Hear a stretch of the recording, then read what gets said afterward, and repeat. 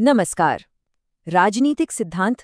अच्छा, ये शब्द सुनते ही ना दिमाग में अक्सर कुछ भारी भरकम और शायद थोड़ा बोरिंग सा ख्याल आता है ना? पर क्या हो अगर हम ये कहें कि ये विषय असल में हमारे जीवन के सबसे जरूरी सवालों से जुड़ा हुआ है? तो चलिए आज इस पूरे कॉन्सेप्ट को एकदम आसान भाषा में समझने की कोशिश करते हैं। आज की हमारी चर्चा में हम 5 खास हिस्सों पर गौर करेंगे। शुरुआत करेंगे इस सवाल से कि भाई ये राजनीति आखिर है क्या। फिर देखेंगे कि सिद्धांत इसे समझने में हमारी मदद कैसे करता है। हम कुछ बड़े आइडियाज और उन्हें देने वाले विचारकों को भी जानेंगे और फिर ये समझेंगे कि ये सब आज के जमाने में क्यों जरूरी है और हाँ, हमें इसे पढ़ना ही क्यों चाहिए। ठीक है, तो चलिए सबसे पहले और सबसे आम सवाल से ही शुरू करते हैं कि आखिर ये राजनीति है क्या चीज। देखिए, जब हम ये सवाल पूछते हैं ना, तो हम सबके दिमाग में अक्सर दो बिल्कुल अलग-अलग तस्वीरें बनती हैं। एक तरफ कुछ लोग इसे जन सेवा मानते हैं, लोगों की भलाई का काम, लेकिन ज्यादातर लोगों के लिए राजनीति का मतलब होता है दांवपेच, घोटाला, भ्रष्टाचार और बस अपना फायदा देखना। शायद यही वजह है कि बहुत से लोग कहते हैं, अरे हमें राजनीति में कोई इंटरेस्ट नहीं है। लेकिन महात्मा गांधी का मानना कुछ और था। उन्होंने कहा था कि राजनीति से भागना मुमकिन ही नहीं है। ये तो एक सांप की कुंडली की तरह है जिसने हम सबको जकड़ रखा है और इससे जूझने के अलावा हमारे पास कोई दूसरा रास्ता है ही नहीं, चाहे हम पसंद करें या ना करें। तो असल में राजनीति का सीधा साधा मतलब है एक समाज के तौर पर हम सब मिलकर फैसले कैसे लेते हैं। जरा सोचिए, सरकार की कोई भी पॉलिसी हो, चाहे वो एजुकेशन से जुड़ी हो या इकोनॉमी से, उसका असर तो हम सबकी जिंदगी के हर हिस्से पर पड़ता है। तो अगर राजनीति इतनी जरूरी है, तो सवाल ये है कि इसे ठीक से समझा कैसे जाए। बस यहीं पर राजनीतिक सिद्धांत काम आता है। देखिए, राजनीतिक सिद्धांत एक तरह का औजार है, एक चश्मा है जिससे हम आज़ादी, बराबरी और इंसाफ जैसे बड़े बड़े आइडियाज के बारे में गहराई से और सिस्टमैटिक तरीके से सोचते हैं। यह हमें उन मूल्यों को समझने में मदद करता है जिनसे हमारी सरकार, हमारा संविधान और हमारा समाज बनता है।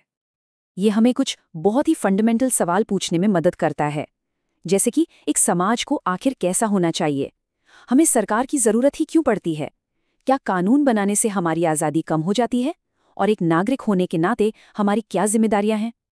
मजे की बात यह है कि ये सवाल कोई आज के नहीं है। इन पर तो सदियों से दुनिया के कुछ महानतम दिमागों ने बहस की है। आज हम जो भी आइडियाज पढ़ते हैं वो एक बहुत लंबी परंपरा का हिस्सा हैं। ये कहानी शुरू होती है पुराने जमाने के कौटिल्य और अरस्तु से और चलती आती है आधुनिक भारत के महात्मा गांधी और डॉक्टर बी.आर. अम्बेडकर तक। जैसे जीन जैक्स रूसो जैसे विचारक थे, उन्होंने स्वतंत्रता यानी आज़ादी के आइडिया को सबसे ऊपर रखा। उन्होंने कहा कि आज़ादी तो इंसान का सबसे बुनियादी हक है, एक ऐसी नींव जिस पर एक अच्छा समाज खड़ा हो सकता है। लेकिन फिर कार्ल मार्क्स जैसे विचारकों ने इस बहस को एक कदम और आगे बढ़ाया। उनका तर्क था कि सिर्फ आज़ादी से काम नहीं चलेगा। जब तक समाज में बराबरी यानी समानता नहीं होगी, तब तक सच्ची आज़ादी मिल ही नहीं सकती। और फिर ये बहस भारत पहुंची।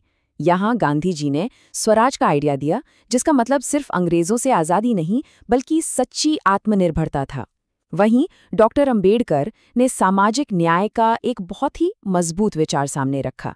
उन्होंने कहा कि जब तक समाज में भेदभाव और गैर बराबरी है, तब तक किसी भी तरह की आज़ादी अधूरी है। इन्हीं सब महान बहसों ने हमारे संविधान की नींव तैयार की। लेकिन अब सवाल ये उठता है कि क्या ये सब पुराने विचार हमारी आज की तेजी से बदलती दुनिया में भी कोई मायने रखते हैं? जवाब है बिल्कुल रखते हैं, क्योंकि सामाजिक और आर्थिक गैर बराबरी जैसी चुनौतियां तो आज भी हमारे सामने खड़ी हैं। हमें वोट देने का अधिकार तो है, लेकिन जाति और गरीबी के नाम पर भेदभाव आज भी एक कड़वी सच्चाई है। तो आज़ादी और बराबरी के सवाल आज भी उतने ही जरूरी हैं।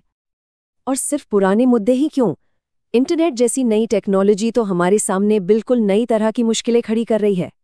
एक तरफ ये दुनिया भर के एक्टिविस्ट्स को जुड़ने में मदद करता है, तो दूसरी तरफ ये अपराधियों को भी अपना नेटवर्क बनाने का मौका देता है।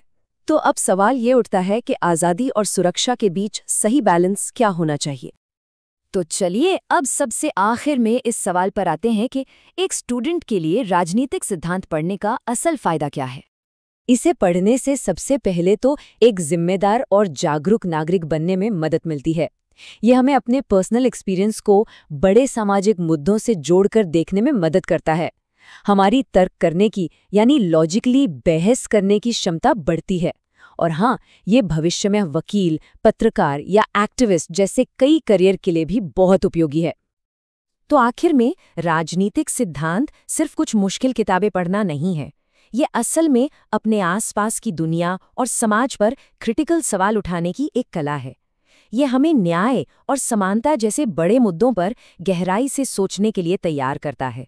और ये हमें इस बड़े सवाल के साथ छोड़ जाता है कि इन अहम मसलों पर किसी की अपनी राय क्या होनी चाहिए।